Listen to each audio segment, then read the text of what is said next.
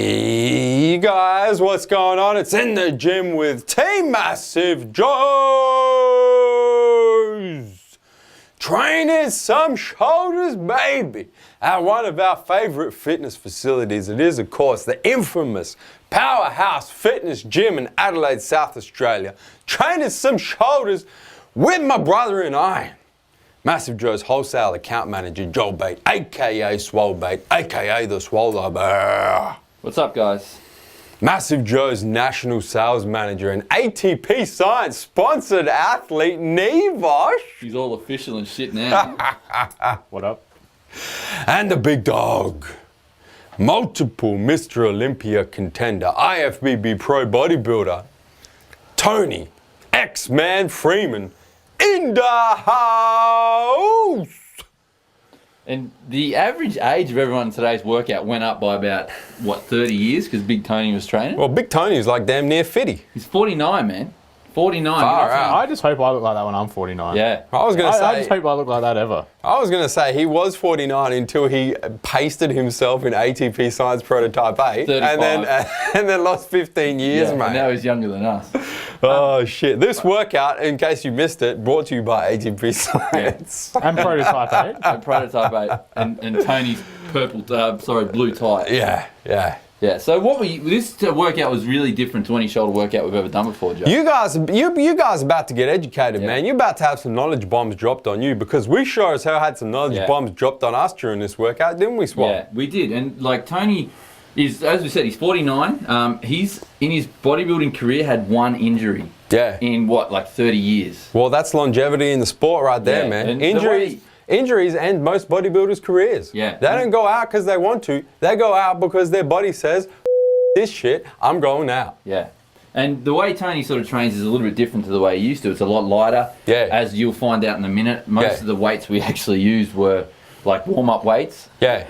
And I actually thought a few times, like, Toney, are you warming up? And he was like, nah, this is a working set. But Yeah. I mean, we're used to, from our workouts, we're not used to walking in and throwing up the 50s onto our shoulders and pressing the 50s. Yeah. But I don't think there was a single dumbbell over 10 kilos pretty much used this whole workout. It wasn't. It was like, what, 35 pounds for the shoulder press, which you'll find out. You guys will find out in a second. But I'm happy that we're starting this workout off with some significant time spent on the warm-up because we don't usually show this in episodes In the Gym. But just for you viewers who are unaware, we do this before every workout. We do. We go in, we get a proper warm-up, especially for shoulders, man. You got to warm up your internal rotators, your external rotators, just everything. All them little bits and pieces in your shoulder joints, man. One of the most complex joints. You got to warm them bitches up. Especially here in Adelaide, it was bloody cold on this. It was freezing, on this day. It's, winter in Adelaide's bloody disgusting. But And then we got into it. Started this workout off with a superset.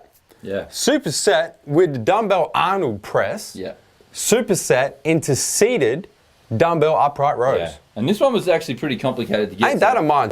Yeah. Seated dumbbell upright rows. Never done them before. You're about in to my see life. them in a second. I struggled big time. You did. Hey. I struggled with this whole workout. Yeah, because it's very technical and you struggle with technical stuff. I Yeah. reckon. Well, the Arnold press in itself is technical. I see people this movement up every damn day. So you'll see from like Big Toney's technique there, he actually pushes the dumbbells out Yeah. when you're going up. So rather than bringing them into the middle, they go like from straight up at your shoulders, up and out, so they go wider. So you're keeping that tension on your anterior delts, but it's also hitting your medial delts as well. And check these out, man. These seated dumbbell upright rows. Yeah. I've never done this before. No. And I consider myself a bit of a shoulder specialist. Yeah. And I had never done this before. Nope. One cool thing that Toney was saying when we were doing this is to pretend that the weights, what he was saying, don't actually lift the weights. The weights are just an extension of your hand. Remember that? Exactly. Yeah. Yeah. He said lift your hands up. Yeah. Don't even think the weights are there. With this particular, he said it on every exercise, but with this particular exercise, with the pressing, it was like imagine the weights aren't there. And you just push your hands above your head. press and rotate your wrists. Yeah. As if you can do it right now while you're watching this, man. Press and rotate your wrists as if there's no weight there. Yeah. And then as you add weight, you should be doing exactly the same thing with the mind-muscle connection. Let's be honest, man. There wasn't actually that much weight there. Well, it's 35 pounds. 35 pounds. Yeah. It's like what? Trust me, it was burning by the end. It was really burning, and that was the thing is, you got a really good pump from this with it. We did like 3 sets of each. Yeah. Of each exercise, got a good pump, but the weight just wasn't heavy at all. Yeah.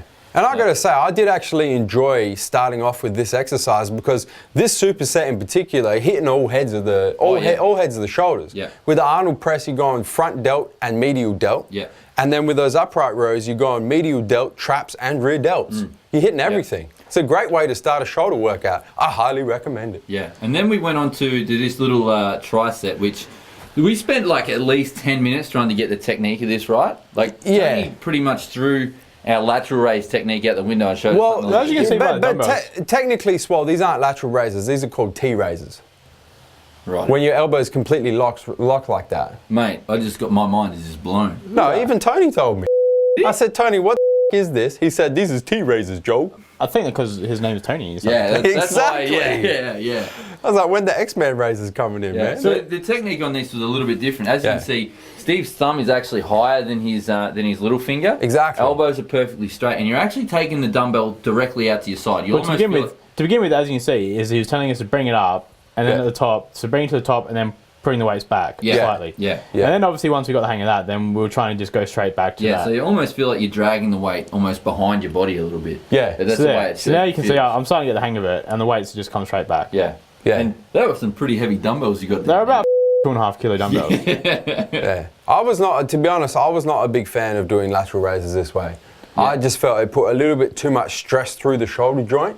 Yeah. Definitely isolated. 100% isolated, and you see the different variations we do here. This here, what Neve is doing right now, actually hits rear delt. Rear delt and middle trap a little bit. Yeah. No one would have ever thought. I would not have thought to do this too. I would have thought this is like front delt. You would. You wouldn't think it's rear delt, but because your elbow is locked in that position, it hits rear delt. Yeah. So don't get me wrong. It was a great way to isolate different parts of the deltoid. I just wasn't a big fan of it because it made my shoulders hurt. Yeah. I mean, but not in a good way. Yeah. Another good thing, actually another alternative to this exercise that I've since done is laying on like the 45-degree with your face on the bench. Yeah. Yeah. That's how I usually do rear delt raises. Yeah. But then they're not straight arm all the way out like this. It's like bent arm, elbows to the ceiling. It's like you're making a Y. Yeah.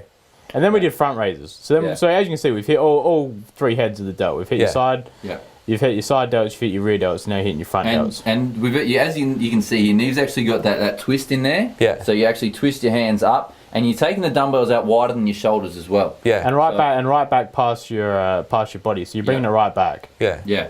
And the other thing that Toney said, which I thought was really cool, is don't just pull it up until the muscle won't pull it any further. So you don't try and lift the dumbbell up as high as you can. Well, I think Toney is quite a logical lifter. Yeah. And what I mean when I say that is he'll think about what the actual purpose is of each muscle he's trying to hit, and then simulate that purpose under resistance. Yeah, right? exactly. So a lot of people, myself included, when you do lateral raises, you're going to hit your lateral, your medial delt, side delt, whatever you want to call it. But then you're also going to hit traps. You're going to hit a little bit of back. You're going to hit a little bit of front delt. And for most people, that's fine because 80% of what you're hitting is what you're trying to hit. Yeah. Whereas Tony's like, the 20%. I'm hitting 100% medial delt, and I'm gonna do whatever I have to do that. So it's just a different way of training. Absolutely. And that's, I guess, why he doesn't use a lot of weight when he does these exercises, and that's why he's never been injured, man. Well, that's it. Yeah. So you can see the size of Toney. This is only 10 kilo dumbbells. Yeah. And I did some interesting facts. Tony's like off-season weight is around 300 pounds. Oh. Guess what his on-season weight is, man? The big dog, 300 pounds. About 280. He drops 20 pounds to get on stage. Well, you can see he's not in bad shape. Well, mate, he had I wouldn't say shredded. You could see. He had veins through the. You can see his veins through his tights. You could see his arse striations through his tights, but not shredded. Just in reasonable shape. Pretty nice.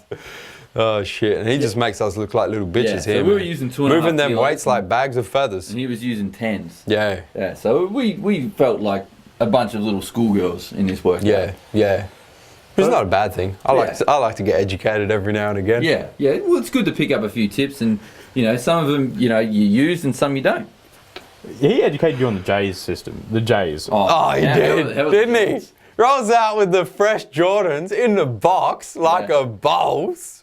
I'm in there with my 12-month-old D Wades. Yeah. I'm like, I'm gonna train barefoot in this bitch. Yeah. He even had inner shoe linings. Oh, he was great. He does not mess around when it comes to footwear. And then we moved on to this very, I'm not even going to comment because honestly, I thought this was bullshit. See, so I'm going to let you guys talk about this. So what we did here, as you can see, we're doing a military press, a barbell military press. Yeah. We actually supersetted this one with, well, it's not really a wide grip, but it's an overhand pull-up, chin-up. Right. And what the idea was this, is you're using basically the mirror muscles. So helps keep everything in balance. So obviously you're using the front of your shoulders and you're using the back of your shoulders doing pull-ups. So that was the idea behind it, which Joe didn't agree with. I think it's actually pretty cool. But let's be honest, mate, you don't like doing pull-ups. The thing is, you're a shit. Mate, I will use any excuse out of doing bodyweight pull-ups. Don't get it twisted. But that is a weird superset. No. There are many other ways to hit rear delts other than doing pull-ups. You know what, man? Let's I've be actually honest. done this every single week since we did this workout, which Really? was like 2 or 3 weeks ago. Yeah? How's your shoulder development going? Mate, I just look, lacking a little bit, JB? I just love doing pull-ups. Man, I'm hitting my back twice a week now. The thing that also that has stuck with me, and I've stuck with me since we did those Smith machine shoulder presses, is once again, pretend the weight's not there and just lifting your hands up. Lift your hands up, that was the biggest thing I took out of this whole workout. And it's something that the viewers at home should take out too, because people really overthink movements too much these days. Yeah. You should think that all you're really doing is you're just moving your hands around with a weight in them. And then from an exercise that I thought was complete bullshit to an exercise that I absolutely loved with these Toney Freeman trademarked X-reps on the lateral raises. Oh, we got some big hose action. I wasn't sure if I was going to make an appearance in this episode of In the Gym. I thought I was just Snapchatting in the background. You were. No. You're on the phone most of the time. Anyway, so this was cool. This was a pure isolation lateral raise. And you can see it's a proper lateral raise because the elbows aren't completely locked out. So I much preferred doing this.